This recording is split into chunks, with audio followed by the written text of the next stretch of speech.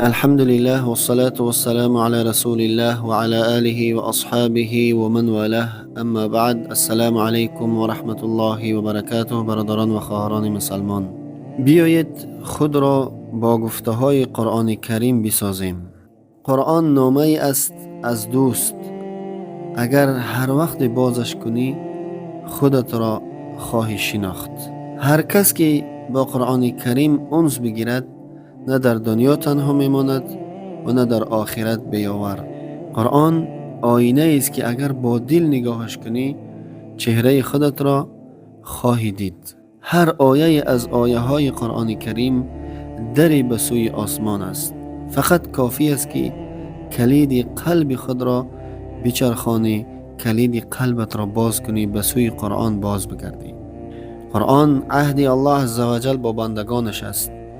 پس شایسته است که یک انسان مسلمان هر روز به قرآن نظر کند، قرآن را تلاوت کند، قرآن را بخواند، در قرآن تفکر و تدبر داشته باشد.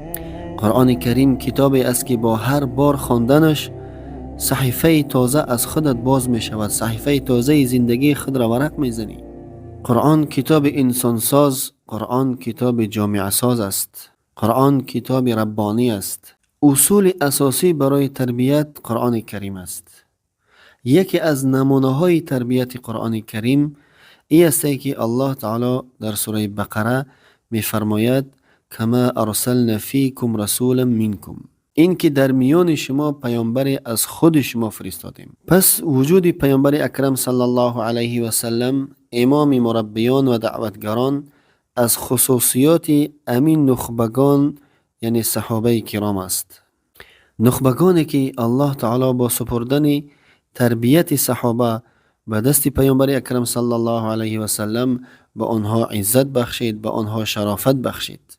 الله عزوجل در دوام همین آیت می فرماید یتلو علیکم آیاتنا، آیات ما را برای شما می خواند. اصول اساسی برای ساختن و تربیت کلام الله تعالی است.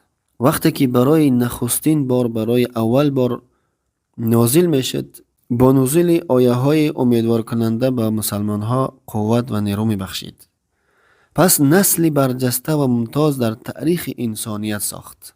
چنان نسل ساخت که تا روزی که دنیا هست انسانیت به آنها افتخار می کند. الله عزوجل در دوام آیت می فرماید و یزکیکم، شما را پاکیزه می دارد. پیامبر اکرم صلی الله علیه و سلم به طور مستقیم مسئولیت تربیت شما را بر عهده دارد.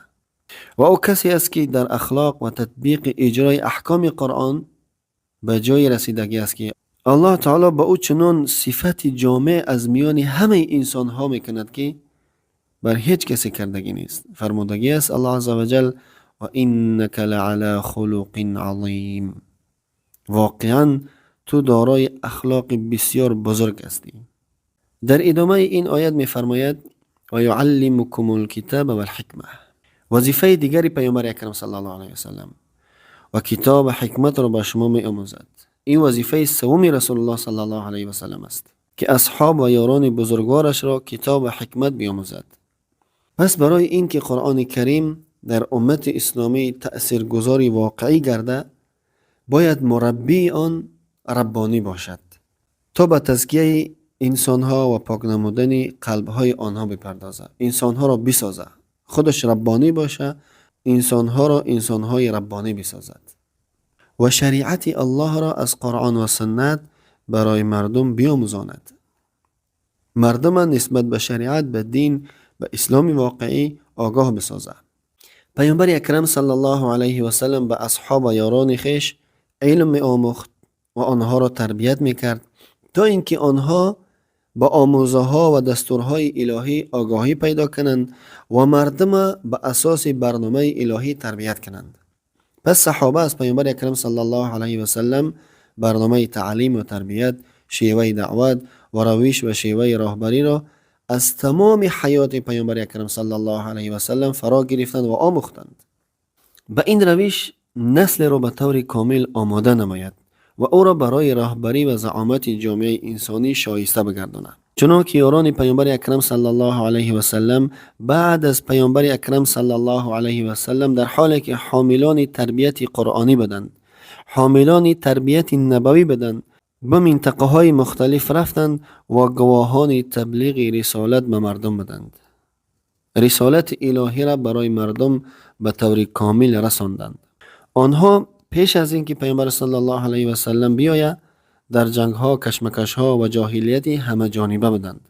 اما بعد از بعثت پیامبر اکرم صلی الله علیه و سلم به فضل و کرم الهی بسیار یک امت بزرگ شدند. رسالت و پیام و هدف بزرگ زندگی را داشتند. هدفی که جز کار برای رضای الله تعالی نداشت و عبودیت و بندگی را برای الله تعالی و اطاعت از الله و رسولش را برآورده کردند و با دوری از خواسته ها و انگیزه های فردی و هواپرستی و با ساختن دولت و تمدن به فضل و احسان الهی مستحق مدال افتخار در جهان هستی شدند. این گونه آیات اصحاب و یاران پیامبر اکرم صلی الله علیه و سلم را شخصیت های بسیار قوی تربیت کرد. پس اصول اساسی برای تربیت قرآن کریم است. قرآن کریم کتاب زنده است، کتاب انقلابی است. مثل که صحابه را تربیت کرد و آنها را در جامعه انسان‌های با شرف با عزت تقدیم کرد، همچنین امروز میتواند اصول اساسی برای تربیت بشریت باشد. انسان‌ها را انسان‌های سالم و درست تربیت کند، انسان‌های با اخلاق با هدف در این زندگی تربیت کنند. الله عزوجل همگی ما و شما را بندگان خاص خودش بگردانه و ما و شما را از انسان‌های بگردانه که همیشه تعلق خاص به قرآن کریم داشته باشیم. قرآن کریم را در زندگی خود، در جامعه خود زنده نگه بداریم، همیشه با قرآن باشیم. و السلام علیکم و رحمت الله و برکاته.